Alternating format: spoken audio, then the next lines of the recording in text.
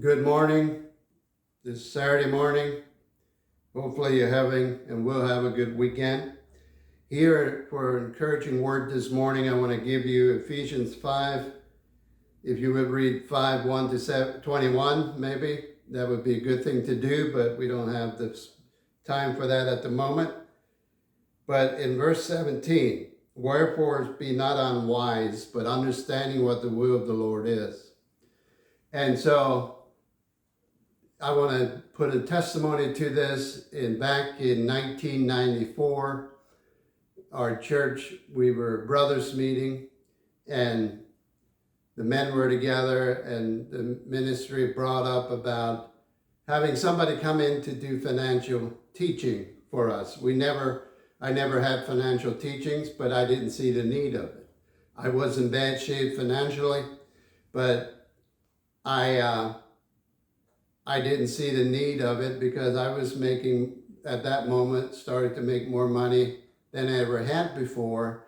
And I thought everything was taken care of and back in my path, behind me.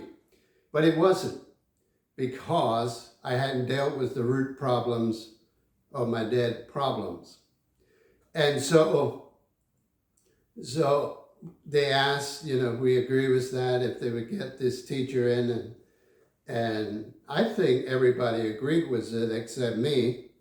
And looking back now, that is so interesting because what God did. And so it was kind of a vote, and I don't know if somebody else disagreed or not, but I think it was only me.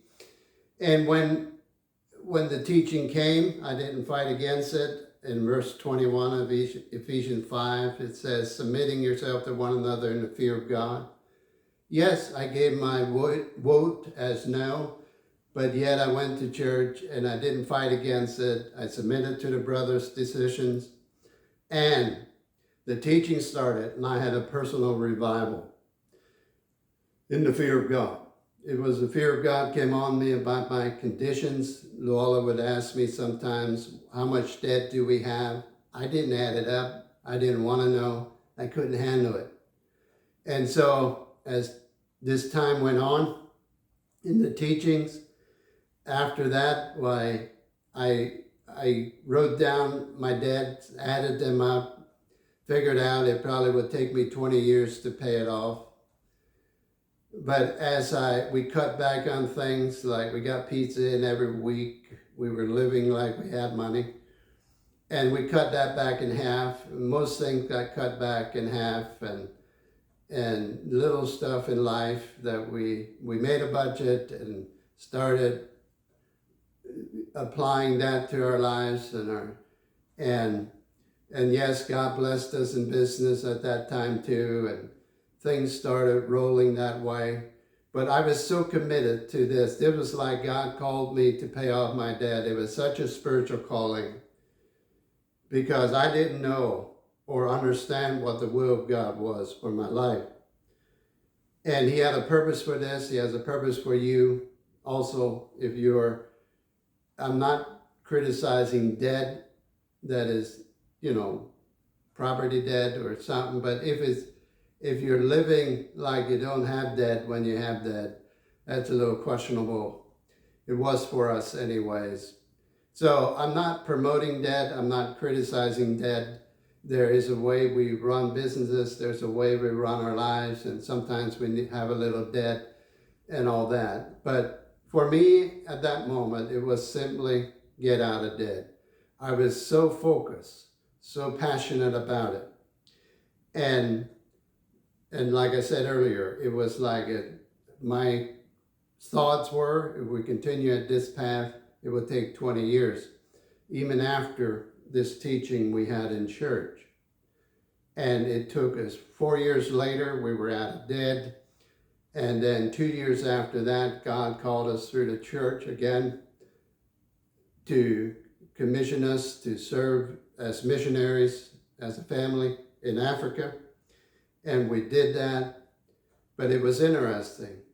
Those things, when we did the little things, being faithful in tithing, being faithful in the home, in business, And then as he led us into greater things, we worked there with those same convictions.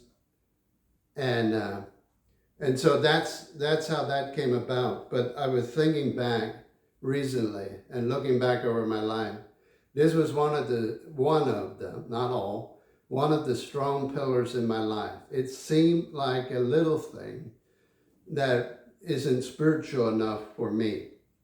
So submitting to the voice of the brothers, or to the voice of God behind that, I am humbling myself and seeing what does God have for me in these teachings, which he had a personal revival, a life-altering change that follows me for the last, 32 years ago. And it changed me. And so that's what I want to encourage you with. There's so much, when we think about it, sometimes in the midst of our dead, you want to look at it. Why doesn't God use me on the mission field?